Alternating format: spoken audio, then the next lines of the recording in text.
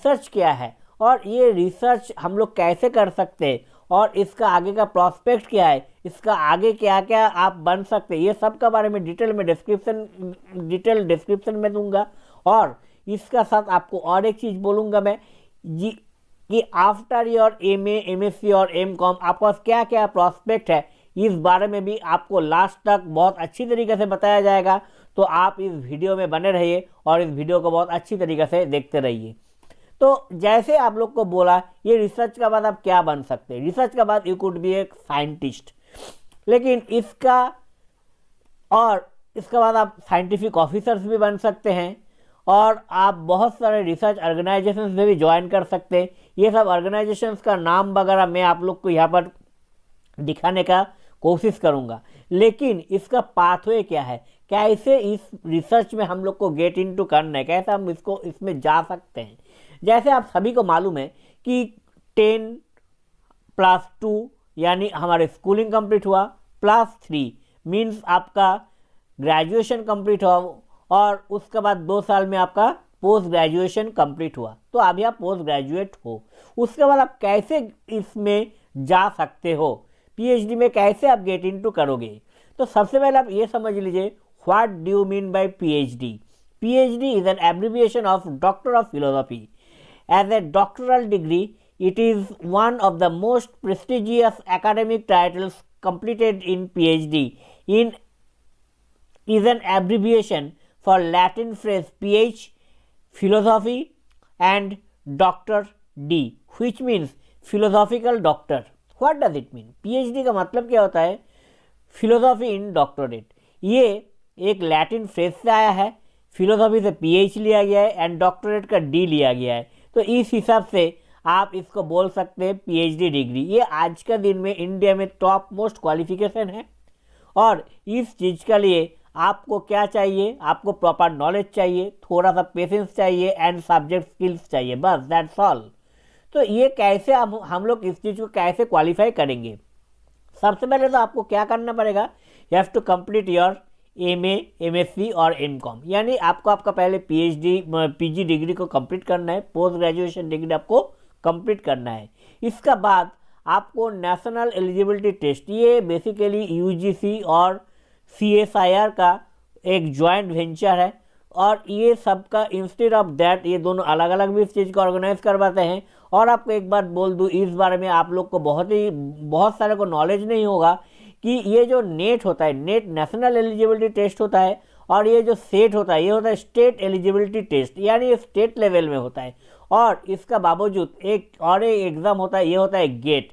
ये if you qualify this type of exams तो you can do your PhD with a great amount of fellowship, यानी ये सब exam को आप क्रैक कर लिए तो फेलोशिप का साथ आपको पीएचडी को आप कर सकते हैं। उसका बाद यू हैव टू, सपोज आपने ये सब को क्वालिफाई कर नहीं पाए तो अभी भी आपको वरीड होने का कोई ज़रूरत नहीं है। आपको क्या करना पड़ेगा, आपको सिर्फ you have to qualify departmental test. तो आपको क्या करना पड़ेगा, जैसे कोई भी यूनिवर्सिटी में आप ज्वाइन करेंगे तो उस डिपार्टमेंट का या उस यूनिवर्सिटी का एक पर्टिकुलर एंट्रेंस टेस्ट होगा, वो आप क्रैक कर कर भी आप आपका पीएचडी को ज्वाइन कर सकते हैं। अदरवाइज आप कोई भी एक गाइड का अंडर, यानी कोई यूनिवर्सिटी का कोई प्रोफेसर का अंडर में कोई प्रोजेक्ट चलता है, उस प्रोजेक्ट को भी आप ज्वाइन कर सकते हैं और वहाँ से भी आप फंड लेके आपको एक फेलोशिप भी मिलना चालू हो जाएगा और आपको कुछ ही दिनों में आप वहाँ पर रजिस्टर्ड भी हो जाएंगे उस यूनिवर्सिटी में एज ए पीएचडी स्कॉलर। उसके बाद क्या करना पड़ेगा, you have to upgrade the fellowship from JRF to SRF. इसका मतलब क्या हुआ कि आप जब भी कोई पीएचडी को ज्वाइन करते हैं, सपोज आप नेट क्वालिफाई कर लिए, नेट जेआरएफ क्वालिफाई कर लिए, इसके बाद आप कोई प्रोजेक्ट को ज्वाइन किया या आपका पीएचडी को ज्वाइन किया, वहाँ पर आपको फेलोशिप मिलना चालू हो गया। उसके बाद आपका वर्क प्रोसीड्योर, यानी आप एक साल में आपको 2 रिसर्च पेपर पब्लिश करना है, तो उसके बाद आप 1 या 2 साल बाद आप यूजीसी को अप्लाई करके एसआरएफ बन सकते हैं, या आपको जो रिसर्च जो फंडिंग एजेंसी से आपका फेलोशिप मिल रहा है वहाँ पर भी आप SRF में अपग्रेड हो सकते हैं on the basis of your work, on the basis of your publication. यानी आपका काम का आधार में और आपका पब्लिकेशन का आधार में आप JRF से SRF में कन्वर्ट हो सकते हैं। उसके बाद आपको क्या करना पड़ेगा, you have to publish national and international journal papers. तो ये एक बहुत ही इम्पॉर्टेंट फैक्टर है कि आपको आज का दिन में जो NEP 2020 का जो 2024 का जो रूल है, इस हिसाब से without publication you are not going to get a degree. आपको प्रॉपर UGC लिस्टेड जर्नल में या स्कोपस एल्सवेयर एटसेट्रा में स्टैंडर्ड जर्नल में, ये सब क्या होता है, एक स्टैंडर्ड जर्नल होता है, ये जर्नल में पेपर आप पब्लिश करेंगे तो ही आप after certain extent after certain number of publication of your paper, तो डिपेंडिंग ऑन द यूनिवर्सिटीज़ आपका डिग्री अवार्ड होगा। उसके बाद आपको क्या करना पड़ेगा, आपको कॉन्फ्रेंस अटेंड करना पड़ेगा, वहाँ पर आपको पब्लिकेशन देना पड़ेगा, आपका रिसर्च पेपर को पब्लिश प्रेजेंट करना पड़ेगा। It could be in the form of poster, it could be in the form of oral presentations. इसका जरिए आप कोई कॉन्फ्रेंस वगैरह अटेंड करेंगे, वहाँ से आप नॉलेज गेन करेंगे। जो बहुत बड़ा बड़ा साइंटिस्ट वगैरह होता है, जो बहुत बड़ा बड़ा पर्सन होता है आपका फील्ड का, उसको आपको सुनने का मौका मिलेगा। और उसके बाद आप क्या करेंगे, you are going to get the degree, यानी आपको PhD डिग्री अवार्ड होगा। उसका इन बिटवीन भी बहुत सारे स्टेप्स होता है, जैसे आपका थीसिस इवैल्यूएशन के लिए जाते हैं, वो रिपोर्ट्स आते हैं, उसका on the basis of that report, ये तीनों रिपोर्ट आपका ओके रहा तो you could eligible for presenting it for your. तो आपको ओपन वाइवा के लिए कॉल किया जाएगा, आपका यूनिवर्सिटी आपको बोलेगा कि आप you are ready for the viva for examination, तो आपको वाइवा फॉर एग्जामिनेशन देना पड़ेगा। आपका यूनिवर्सिटी का बोर्ड मेंबर्स बैठेंगे, आपका गाइड्स बैठेंगे, स्टाफ्स बैठेंगे, एक्सटर्नल एग्जामिनर आएंगे, स्टूडेंट्स आएंगे। इट इज़ ओपन वाइवा बस, कोई भी आपका वाइवा बस में बैठ सकते हैं और आपका प्रेजेंटेशन का ऊपर बेस करके आपको क्वेश्चन पूछा जाएगा और आप उस क्वेश्चन को प्रॉपरली जांच कर दिया और आपका एक्सटर्नल आपका प्रेजेंटेशन से सेटिस्फाई हुआ, then you are going to get the degree. तो then you are going to, तो आपको क्या होगा, आप आपका PhD डिग्री को अवार्ड करेंगे। लेकिन ये PhD डिग्री मैं आपको एक बात बोलना चाहूँगा, सबसे पहले हम लोग का दिमाग में आता है हम लोग कहाँ से PhD करें, ये PhD बहुत कॉस्टली है, तो हम लोग क्या करें।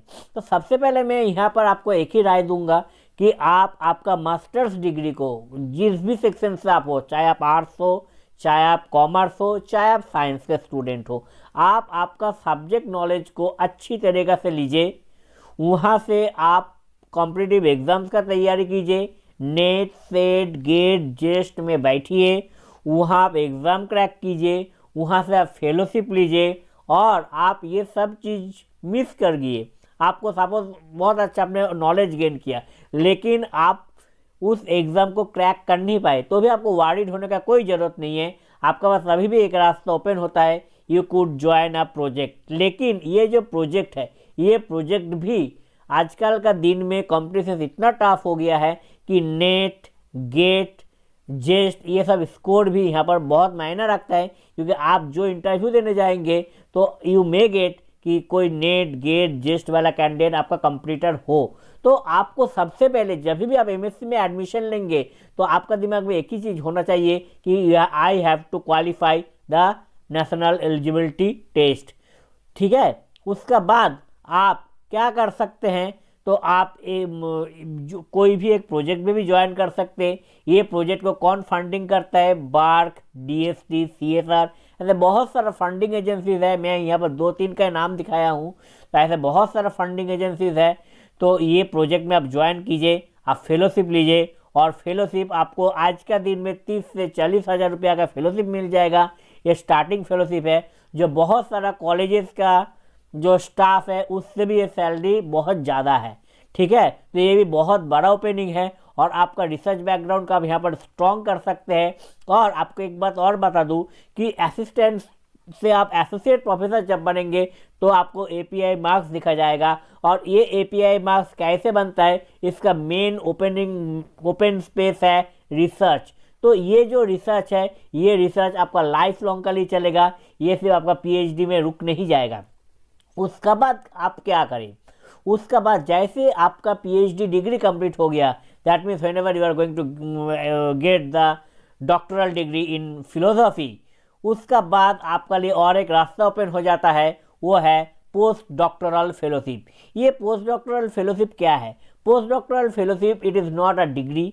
ये आपको मैं एक कॉन्सेप्ट क्लियर कर दूं, ये कोई डिग्री नहीं होता है। हाँ, ये आपका एक ओपन फील्ड देता है। आप जिस सेक्टर में मास्टर हो, जिस सेक्टर में आपका स्पेशलाइजेशन है, उस सेक्टर में आप आपका काम को आगे बढ़ा सकते हो। और ये काम बेसिकली आप इंडिया में भी रहकर कर सकते हैं और बाहर भी जाकर कर सकते हैं। इंडिया में बहुत सारा, आज का दिन में बहुत सारा पोस्ट डॉक्टरल फेलोशिप अवार्ड हो चुका है, बहुत फेलोशिप आ चुका है। जैसे UGC DS Kothari post doctoral fellowship award करती है, साल भर में आप 2 बार इसमें एप्लीकेशन पुटअप कर सकते हैं डिपेंडिंग ऑन योर प्रपोजल। वहाँ पर ये आपका फेलोशिप के लिए आप ग्रैंड मान्यता प्राप्त होते हैं और वहाँ पर आपका नाम आ गया तो you might get the fellowship. Instead of that बहुत सारा इंस्टीट्यूट का खुद का पोस्ट डॉक्टरल फेलोशिप होता है, बहुत सारा प्रोजेक्ट्स होता है जहाँ पर आप as a post doctoral fellow join कर सकते हो। और ये इंडिया में भी है और ये आप एब्रॉड में भी जाके, फॉरेन में भी जाके ये पोस्ट डॉक्टरल फेलोशिप आप कर सकते हैं। उसका बाद आप क्या करें? उसका बाद you could join, you could be a scientist और you could be a teacher.